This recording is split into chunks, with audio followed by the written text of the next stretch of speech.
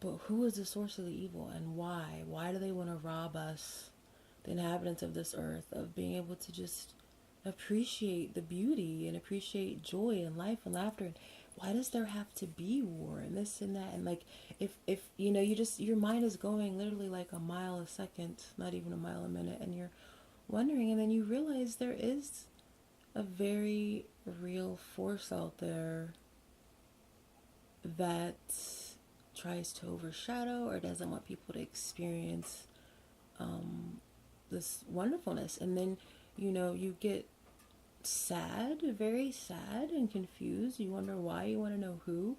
And then you get almost like this righteous indignation. You think of all the people you you feel like they've been wronged, like humanity's been wronged. Like literally, like that's how I felt. Humanity had been wronged. They had been robbed, and there's no reason, like why are we meant to have so many worries or stresses for it? And it wasn't even that specific. It's just like all these thoughts, they kind of come at once. And then I remember getting so angry, and they say like whatever your like deepest emotions or concerns at your core, whatever will come out. And I, you know, I'm going to school to get my teacher cert and be a teacher. So like just the children, I remember thinking, oh my gosh, the children, they're trying to like rob from the children, they're trying to take their innocence, they're trying to, whoever these people are that are affiliated with this, you know, this, well now we know it's, you know, the source of evil. They're, why, I mean, the babies are so innocent, they didn't choose to be brought into this world. They're here, they're so pure. All they want to just do is experience happiness, to make other people happy, at least until they've reached a certain age. And it's not fair. Why do we take that from them? So then again, I just had like this kind of like righteous indignation. Like I was upset, and I remember thinking it doesn't have to be that way, and all that stuff. And then I, you know, I may have even broken a few things, just so angry. Like I had just seen the movie Waiting for Superman, and I just realized, you know, Superman is not going to come. It's not going to be, you know, a teacher or teachers. It's not going to be a superintendent of a school or schools, or head of, you know, public education in DC or whatever. The system is designed to fail them. Like, the more you realize it, the system is, if it could be fixed, it would be fixed. There's just way too many things that we could try. And then just thinking about that and becoming so sad, so angry, so frustrated, and just like you become very aware again of the evil in the world, and you just kind of, you get mad. And then you think back to the fact that, you know, you feel like you've been duped, you've been had. But, you know, again, I'm just kind of skiing over it. So finally, it takes you a while to be balanced back out, like brought back down to like baseline, because you experience such extreme emotions.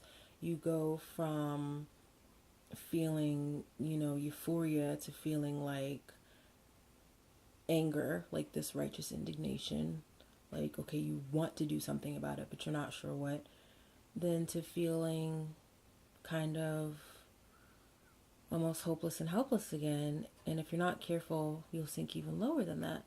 So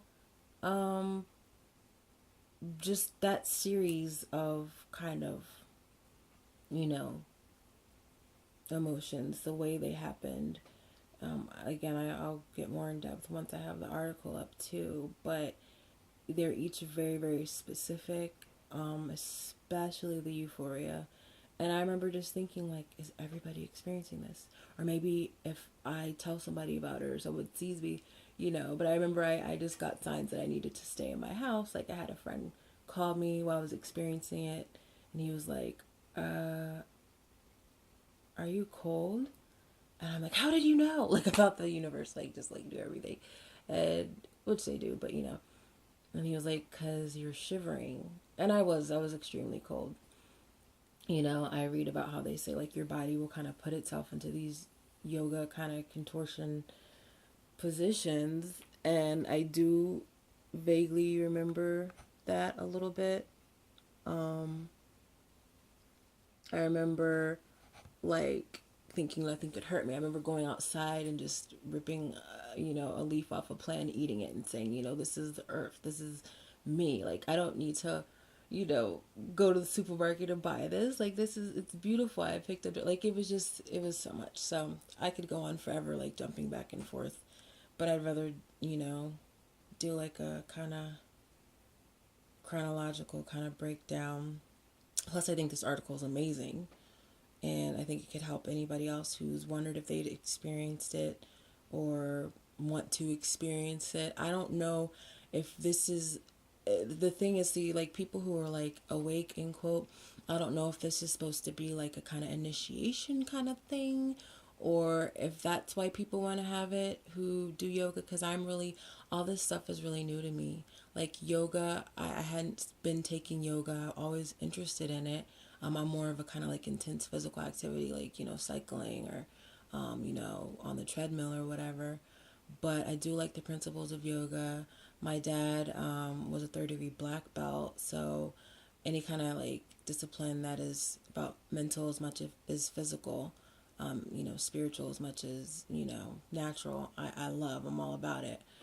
But, reading about how many people want to experience this or have an interest in it, it's very interesting.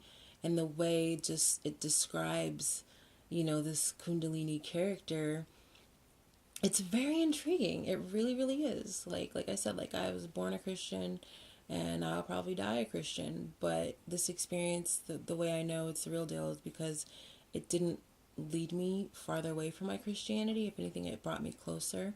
And I'm a full believer in, learning from other, in quote religions. I don't like the word religion, but if it's done properly, it's not a religion. It's just your spirituality and your personal relationship with God or the universe, source, whatever you want to call it. Not just New Age stuff. I have a family who kind of thought New Age stuff was, oh my gosh, is it really like, Satanism in disguise? If only they really knew what being a Satanist in disguise look like. Like, you guys have no idea. Like, there's so many people out there claim to be Christian or Catholic or Hindu, Kabbalah, whatever, getting down with the devil. But that's okay, because the Bible predicts that this will happen. So, yeah, definitely I'm gonna do another video with that article. It's for people who want to experience it, just know stuff got broken. Like, I feel really bad. I have a lot of, retribution acts that I have to do. Stuff gets broken sometimes when you're going through your righteous indignation phase. Because you have, like, this anger, but it's very connected to something that you feel like, needs to be justified, justification. And when you're in your euphoric phase, you may laugh. You may laugh really loud. So there are people who they've had to be hospitalized after experiencing these things. Luckily, I was in a house to myself, but I did have a roommate. And, there are consequences. Of course, the pros, I guess, outweigh the cons, but it's nothing to be played with. I'm still researching about it because after having had it, you know, there's just so much more to learn and know. But I wouldn't just say, pray to have it, pray to have it. There are other ways you can become awakened and enlightened without it, I believe. And it doesn't happen to everybody. But if it has happened to you, I believe it's not just like any, like you can't just say, like some people say, okay, Britney Spears, we don't think she's bipolar, we think she had a breakdown and maybe she had a Kundalini awakening. Like you can't just say it like that. Like anybody who has in quote bipolar and Hollywood or whatever, they don't want to say maybe they're enlightened or awakened. But you just can't, you'd have to be able to hear the specifics of some of the symptoms and things and the order that they experience them. And yeah, I'd love to research this more. Like I said, I'm new to researching it, but when I read about it, I'm like, that's exactly what happened to me. Like almost to just every like mental and emotional thing I was experiencing right down to the physical, like to the T. and it's very interesting. So, Eastern culture and spiritual beliefs, definitely learning about the chakras at that point.